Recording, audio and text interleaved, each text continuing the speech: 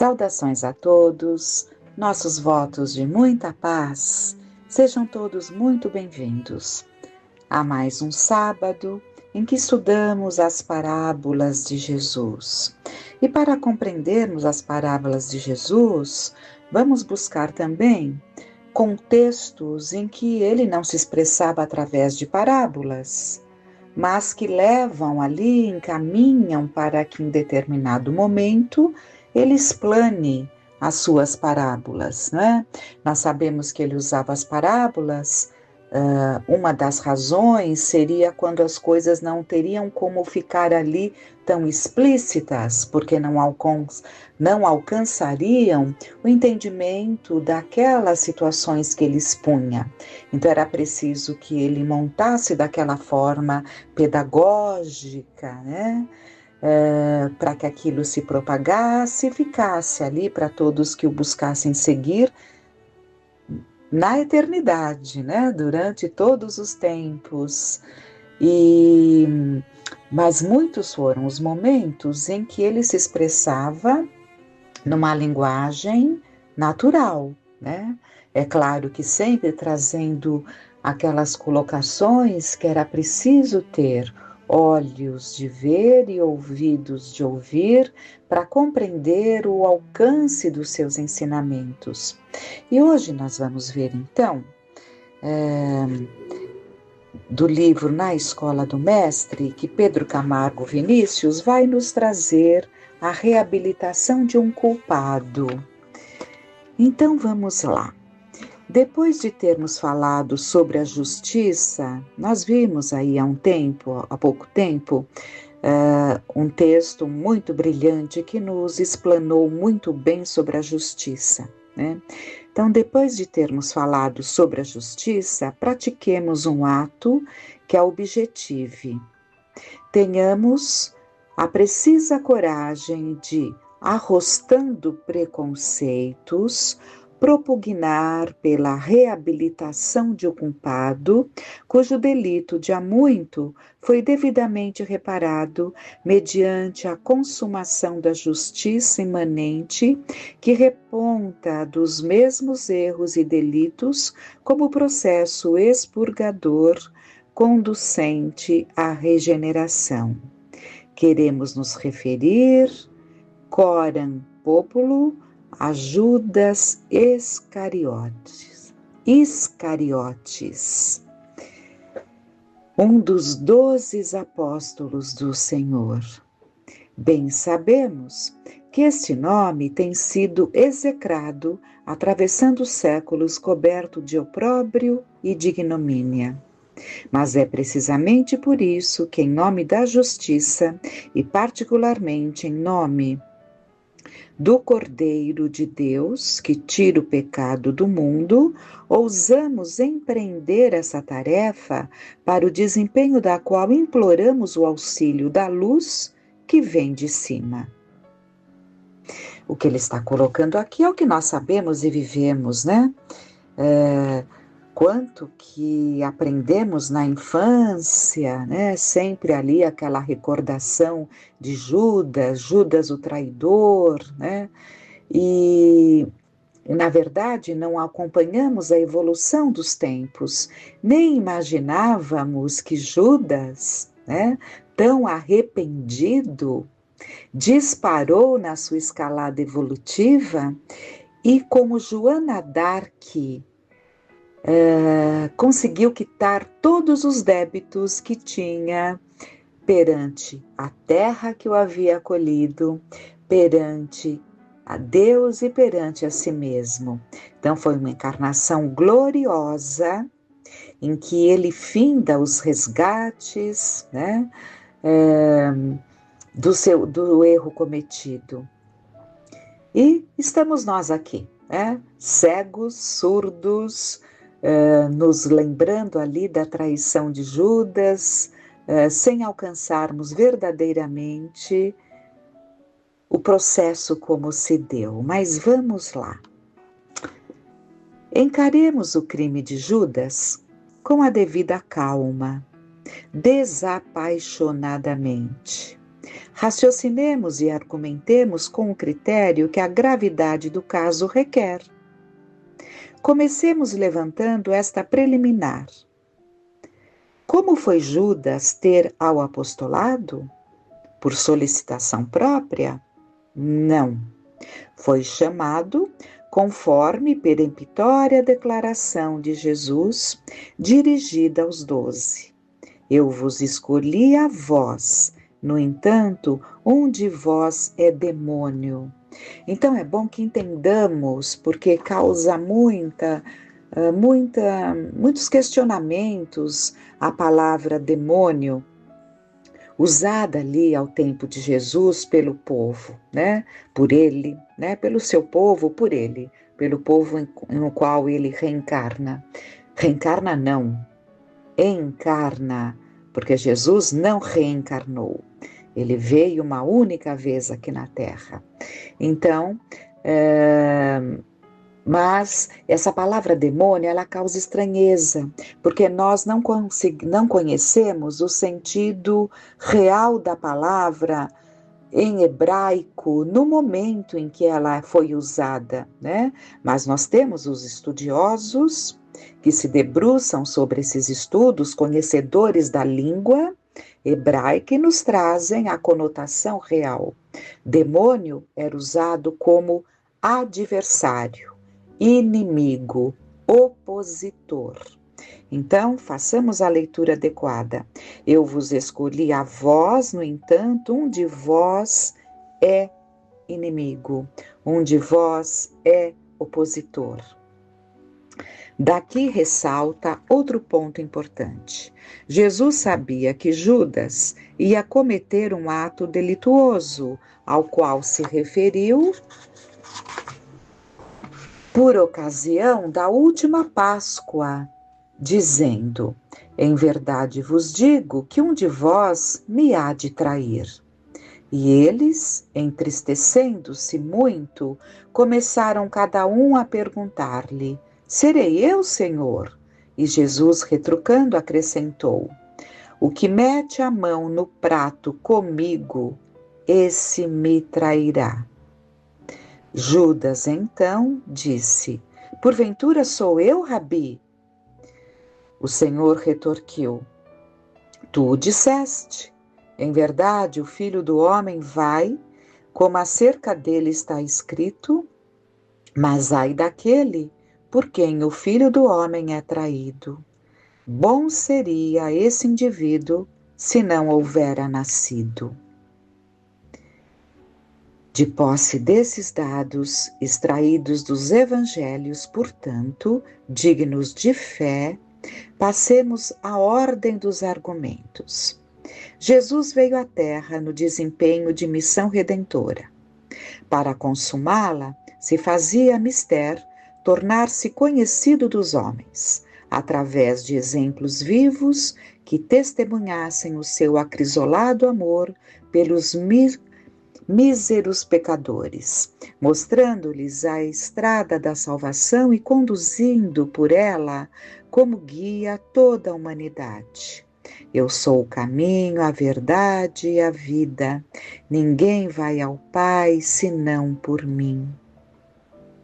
As velhas profecias vaticinaram os acontecimentos que haviam de se desenrolar no decurso da passagem do Filho de Deus por esse orbe. Tudo estava previsto. Jesus se achava perfeitamente enfronhado do que o esperava. Marchou, todavia, resoluto e varonil ao encontro do sacrifício. Pai, afasta de mim esse cálice. Todavia, faça-se a tua vontade e não a minha. Sempre entendamos que Jesus jamais pediria para Deus afastar o cálice da sua dor. Porque a dor de Jesus não era a dor que nós temos, né?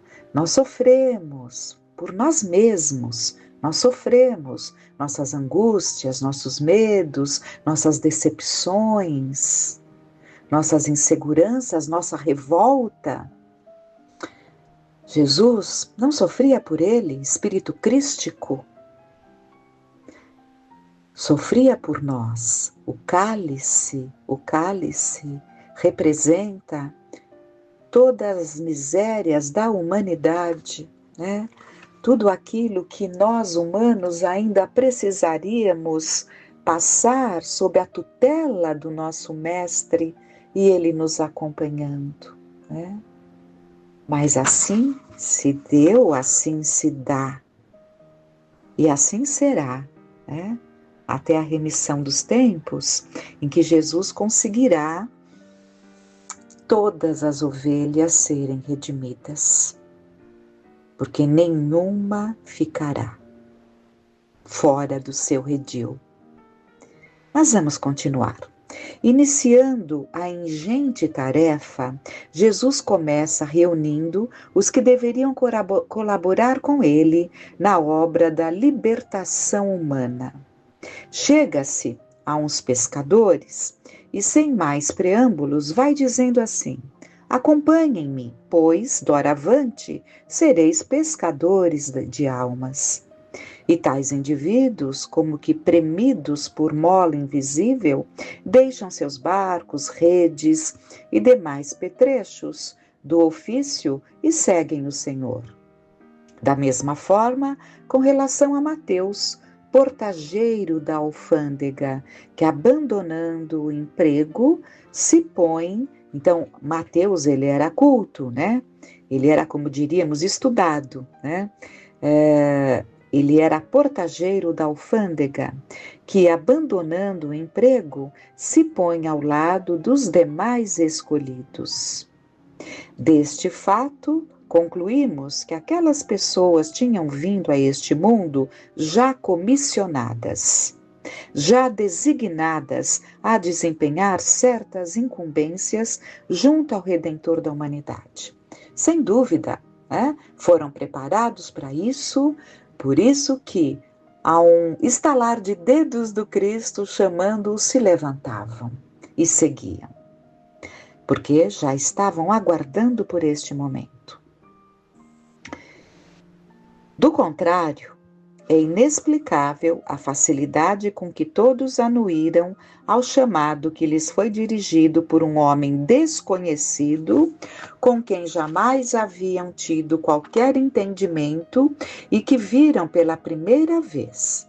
O compromisso, portanto, fora tomado antes, noutro plano da vida. Ora, Judas foi a seu turno solicitado a acompanhar Jesus. Anuiu como os demais ao chamamento. Veio, pois, a este mundo para fazer parte do ministério apostólico. Isto, então, é fato. Vamos lá. Neste caso, acode-nos à mente a seguinte consideração. Se Judas ia fracassar desastrosamente, como fracassou, na qualidade de apóstolo, se as profecias previram o acontecimento, e se finalmente Jesus estava ciente do desastre que esperava aquele discípulo, achando até que melhor fora ele não ter nascido, isto é, não ter vindo ao mundo, então por que o incluiu no apostolado? Não seria preferível afastá-lo, na hipótese de haver partido dele o desejo de participar da obra messiânica? Como, pois, se compreende ter sido ele chamado? Não será lícito estranharmos semelhante procedimento por parte daquele que veio dar a luz, que veio dar a vida pela redenção dos pecadores? Como então contribuir para a perdição precisamente de um dos seus escolhidos? Eis a questão que parece inextricável. Mas o Evangelho diz que não há nada encoberto que não seja descoberto, e nada oculto que não venha a ser revelado. Portanto, meditemos. Jesus não podia consentir na perdição de Judas, ao incorporá-lo no colégio apostólico, prevendo a sua ruína.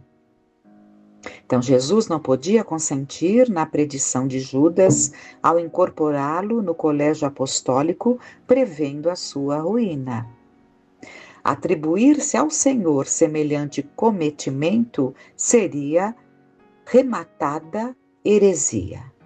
Há, portanto, uma razão que o levou a agir como agiu. Para descobri-la, temos que preliminarmente estudar o caráter de Judas. Qualifiquemo-lo tal como se faz aos réus. Judas, além de ambicioso, amigo do dinheiro, sumamente egoísta, era cínico. Este mal, quando empolga os espíritos, os torna, por assim dizer, impermeáveis à luz, à verdade e a todas as sugestões e inspirações boas e salutares. Ficam impassíveis às emoções e às influências de ordem moral. Sua sensibilidade se embota, sua consciência se cauteriza, sua razão se obnubila. Mergulhados na voragem da materialidade, só aspiram à satisfação dos apetites. Então vamos analisando esses pontos que aqui ele está trazendo sobre Judas, mas sempre o objetivo de todos os nossos estudos é alcançarmos o entendimento para nos identificarmos com situações que estão em nós, né? Como um alerta para que trabalhemos, né? Nos trabalhemos nesses pontos ainda tão frágeis que trazemos. Então, mergulhados na voragem da materialidade, só aspiram à satisfação dos apetites, debaixo dos seus múltiplos aspectos. Acovardados, fogem das lutas. Acocoram-se no comodismo, evitando tudo quanto possa perturbar-lhes o antegozo dos seus desejos e dos seus pendores inconfessáveis. Ficam, por assim dizer, cristalizados na esfera bastarda do sensualismo. Sensualismo são sensações. E a nossa tendência é ligarmos sempre à satisfação sexual propriamente dita, nos esquecendo que o êxtase do prazer, ele se dá de acordo com aquilo que causa prazer em nós, não necessariamente o prazer sexual, né? Mas o êxtase, que também é prazer, né? Que vem de outras formas. Temos que ampliar o nosso entendimento, não é? E Vinícius continua. E aí, mas mais um pouquinho sobre o sensualismo. Há muitos de nós, né, sempre nos coloquemos de uma forma ou de outra em tudo que aprendemos. Só assim conseguiremos verdadeiramente nos nutrirmos do que estamos estudando, do que estamos aprendendo, focando em nós. Isso é o que deveríamos fazer, se desejamos verdadeiramente buscar esse caminho que temos aprendido, que temos sido chamados, que essa luz, esse farol nos aponta, que é o caminho de Jesus. Então, trabalhando um pouco mais esse sensualismo, há pessoas que verdadeiramente não fazem do prazer sexual o objetivo de suas vidas. A satisfação sexual faz parte ali, naturalmente, das suas necessidades naturais, mas não tomam conta da sua vontade maior, né? Não tem como meta, como desejo, como vontade, como uma propensão, um arrastamento, o prazer sexual propriamente dito. Mas tem muitas outras fontes que também nos oferecem este prazer. E podemos pensar em tantas coisas como todos estamos pensando, né? A sensação do poder leva a um êxtase. A sensação do ter, e leva a um êxtase, né? A sensação de sentir-se uma capacidade, uma inteligência inigualável, uma inteligência que vejam só o que eu consigo com a minha inteligência. Há tantas fontes, né? Tantas fontes que geram esse prazer cínico, esse prazer egoísta, esse prazer que leva ao êxtase, enceguecendo a criatura. Continuemos. E aí permaneceriam eternamente se o surge e ambula, ele gosta de usar palavras latinas, né? Se o surge e ambula não constituísse a lei soberana que rege o destino das criaturas de Deus. Sim, tal categoria de indivíduos ficaria estacionária se pudesse furtar-se à influência incoercível da evolução. De repente surge um imprevisto que os atira para a correnteza das provas. Então, como que arrastados pelas torrentes caudalosas de profundo rio, vão sacudidos pelas ondas, batendo-se contra os rochedos ásperos e arestosos, até que, precipitados no pélago das águas, ao rumor das quais despertam para a realidade, abrem os olhos para a luz, acordam-se-lhe a razão e a consciência, raiando a aurora de uma vida de reparação. Era das reabilitações. Então, para uma vida de reparação, era das reabilitações. Porque, na verdade, nós sabemos, aprendemos claramente na doutrina, que não basta o arrependimento, ou seja, não basta nos desculpar. Muitas vezes achamos que pedimos desculpas, reconhecemos o nosso erro, pedimos desculpas e fica tudo bem. Não, não, não.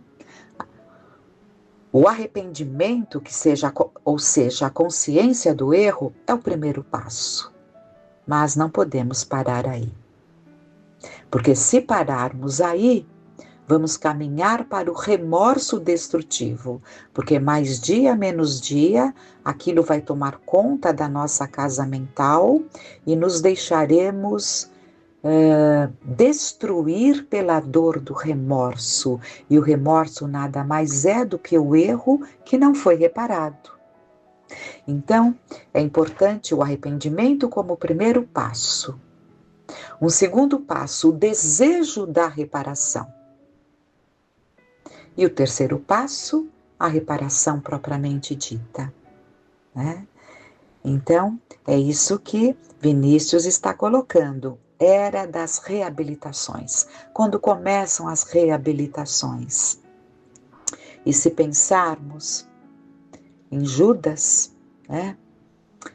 O arrependimento dele foi imediato. E só nos recordando rapidamente, lembramos-nos daquela passagem em que Jesus, que Maria de Madalena e as outras Marias ali, as outras mulheres, e abençoadas sejam todas as mulheres, nesse dia que às vezes a gente leva muito para um lado de aproveitamento na terra, né, enfim, de comércio, é dia disso, dia daquilo, e não entendemos muitas vezes, eu, por exemplo, não entendo muitas vezes a razão do Dia da Mulher, né? Mas enfim, mas se pensarmos que a mulher, por tudo aquilo, e quando eu falo a mulher, a gente não exclui o homem, porque na escalada evolutiva, o espírito, ele reencarna como homem ou como mulher, dependendo ali das provas, dos desafios que ele encontrará. Então podemos falar claramente, tranquilamente sobre a mulher, né? A mulher, o espírito, quando reencarna como mulher, ele tem a grande oportunidade de trabalhar sentimentos, de trabalhar a intuição. Por isso que se tornou, ao longo do tempo, da natureza feminina, a sensibilidade, a intuição, né? O instinto maternal. Então, isso é a oportunidade de desenvolver-se. Consegue-se em poucas encarnações. É um caminho, mas nós percebemos que muitas, muitas e muitas já vivem essa plenitude do amor maternal que exala do seu coração, né? É um processo natural, mas a mulher é o símbolo da sensibilidade, da renúncia, do devotamento, do perdão, do amor. Então, esse é o nosso foco, né? Por isso que Jesus, num determinado momento, aprendemos na doutrina, quando Pedro falava ali das mulheres, porque muitas vezes ali no seu entendimento, no contexto que ele vivia, ele criticava, né, ali o comportamento de algumas mulheres que depois mudaram, estavam seguindo a Jesus, mas ele não tinha aquela confiança, ele ainda trazia uma série de preconceitos. E Jesus afirma para Pedro que a regeneração do mundo estava nas mãos das mulheres. Então, mas vamos voltar ao nosso tema para finalizar, e depois vamos continuar, mas que tão logo Jesus desencarna, vamos voltar ao que eu ia falar, né?